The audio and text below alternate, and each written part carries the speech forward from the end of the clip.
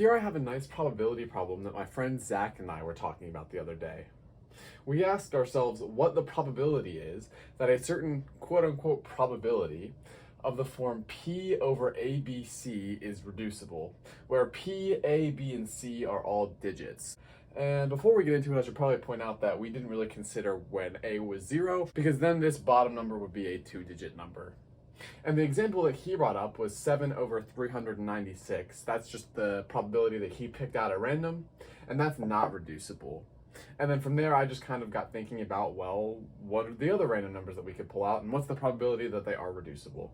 So today we're going to solve that problem, so let's get into it. Okay, so first I wanted to look at the numbers that are 1 over a 3-digit number, and those are all not reducible because they're all lowest terms. That's pretty easy to see.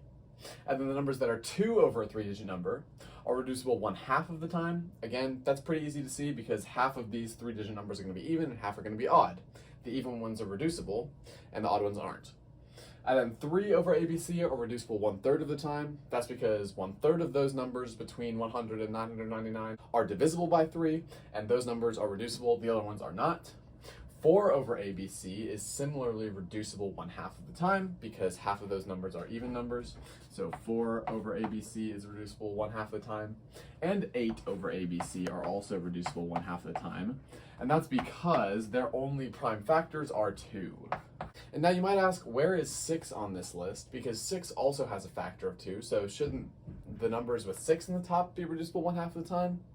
Well, it's actually more than that because 6 also has a factor of 3, which means any number in the bottom that's divisible by 2 or divisible by 3 counts for 6 as being reducible as well. So numbers with 6 in the numerator are reducible 1/2 plus 1/3 of the time.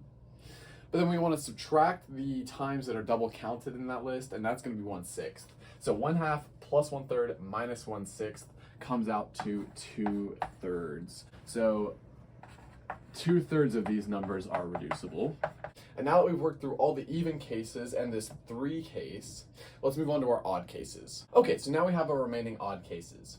5 over ABC is reducible 1/5 of the time because 1/5 of these ABC numbers are divisible by 5. That's pretty obvious. All the numbers that end in 5 or 0 here are reducible in this form here. Now 7 over ABC is a little bit of a tricky case because about 1/7 of these 3-digit numbers are divisible by 7, but not exactly. There's actually slightly less, so we'll have to do something a little bit different when we come to this case, but in our estimation that we do later, we'll use 1/7. And then 9 over ABC is reducible 1/3 of the time because this number only contains copies of 3. So these two are pretty easy. 7 is the part where we'll have to do a little bit more tricky calculation when we compare our estimation to our exact answer. So let's jump to that. We'll work on an estimation and then an exact answer.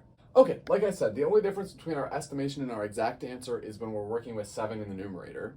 So let's work on everything not related to 7, and then we'll add 7 on at the end. So the first group of numbers is when we have a 1 in the numerator, and those are all non-reducible. So I'm going to have 0 times 1 over 9.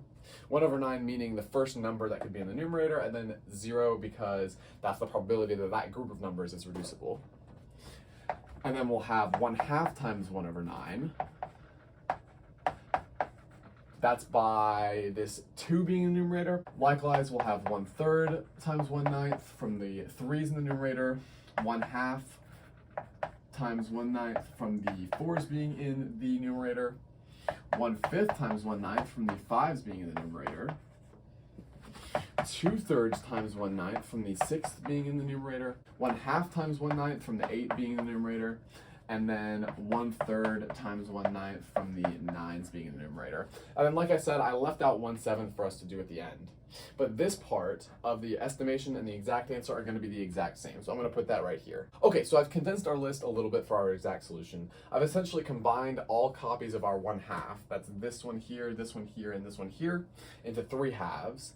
And then I've combined our copies of 1/3 and 2/3, so this copy here, and our 2/3 here, and I've put them in one copy of 4 over 3 here. And I've left our 1/5 the same because we only have one copy of that here. And now we're ready to add in our 1/7. So for our estimation, like I said, it's going to be pretty simple. We're just going to use 1 over 7 and see what we get. Because about 1/7 of these numbers between 100 and 999 are divisible by 7. But for our exact calculation, we'll use the exact amount of numbers. And in fact, there are 128 numbers that are divisible by 7 between 100 and 999. And these numbers are very, very close. They're very similar, but they're not exactly the same. And this is obviously accounting for 1/9 of our total as well. So now let's add up our estimation and our exact numbers. And I'll put their decimal representations here so we can kind of compare them. Okay, so here we have our estimation and our exact calculation written in green. And as you can see, like I said, our 1/7 estimation here slightly overshot how many numbers are reducible of the form 7 over ABC. And so we get this little bit here at the end, 9/1, that's a little bit bigger than this bit at the end, 8/4. So this is our exact probability that a number of this form, P over ABC, is reducible if all of these digits are chosen at random. And that's enough for now.